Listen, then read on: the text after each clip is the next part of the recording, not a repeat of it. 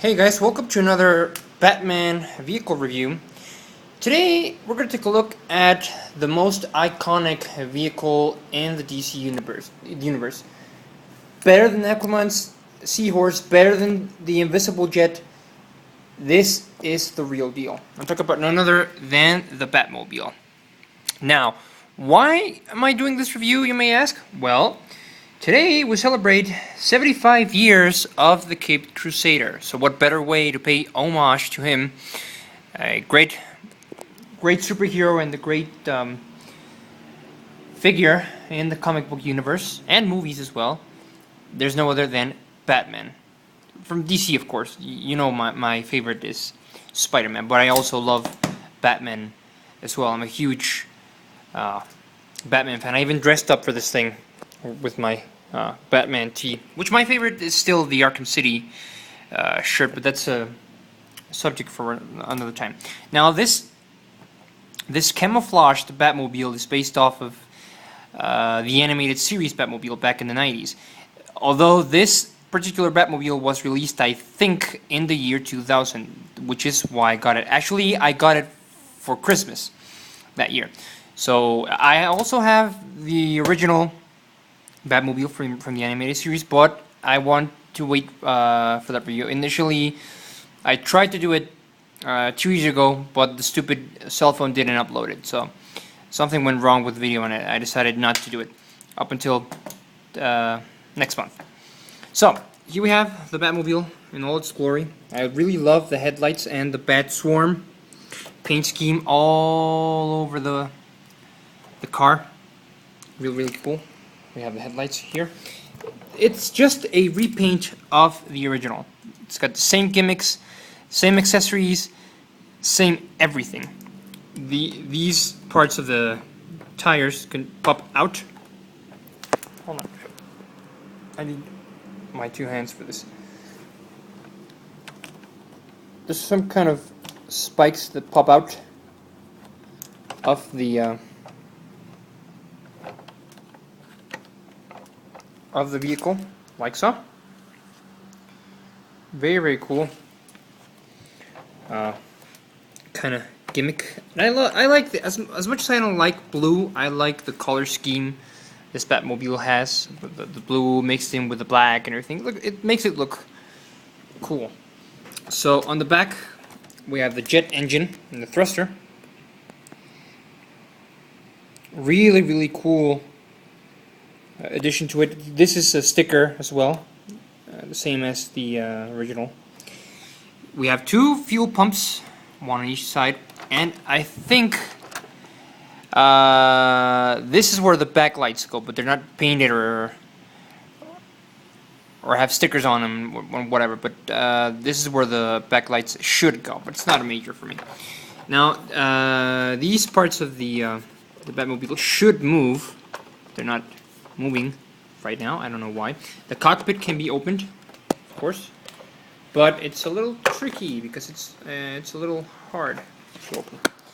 I'll try to show you as the best way I can.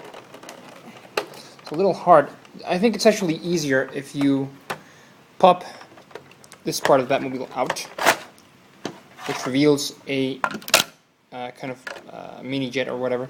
But I'll get to that in a minute. So, like I said, the cockpit can be opened and reveals the Batmobile's emptiness. It's hollow inside unless you put the mini jet in. And there you have Batman.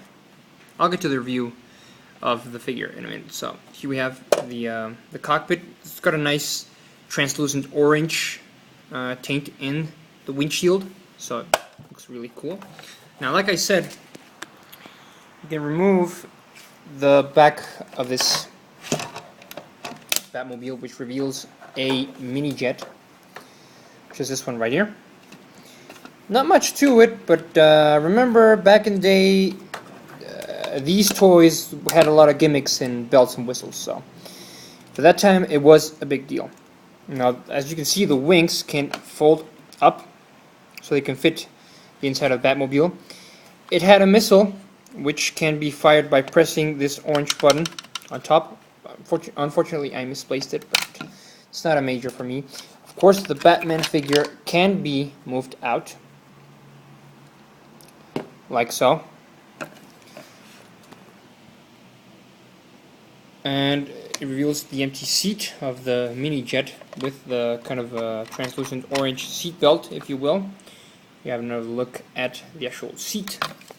And for the figure, very, very cool figure. I love it.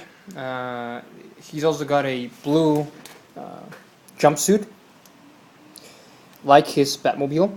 The cape is made out of cloth, so it looks really, really nice. You can hold it into place with this little plastic ring, so it makes it stand, or it makes you hold it in his neck quite nicely.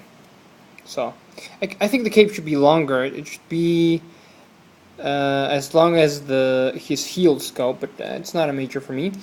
He has the bat symbol in there. Red gloves, boots, and trunks. The utility belt painted yellow, which is a nice addition. In terms of articulation, he comes with a swivel head, swivel shoulders, and swivel hips. That's about it. The figure came packaged with the Batmobile, so you don't have to buy another a Batman figure to fit inside the Batmobile. So you just saved yourself a considerable amount of money, I think. So just place this man back in the Batmobile again, and here we have it. The awesome Batmobile.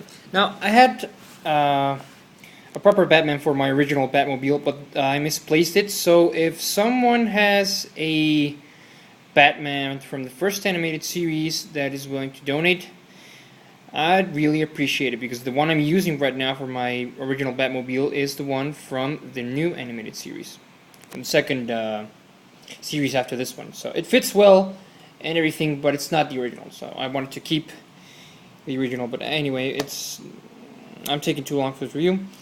That's it for this review, guys. Definitely a no-brainer for any Batman fan like myself. Definite masterpiece by Kenner. Buy it if you can find it. You won't regret it. It's a very, very cool vehicle. No matter if you buy the Camo Batmobile or the original, both are great, great purchases. So please, guys, if it's not too pricey, I definitely suggest and recommend you buy it. Thanks for watching, guys. Until next time, take care, and may the force be with us all. Later. And before I forget, long live Batman.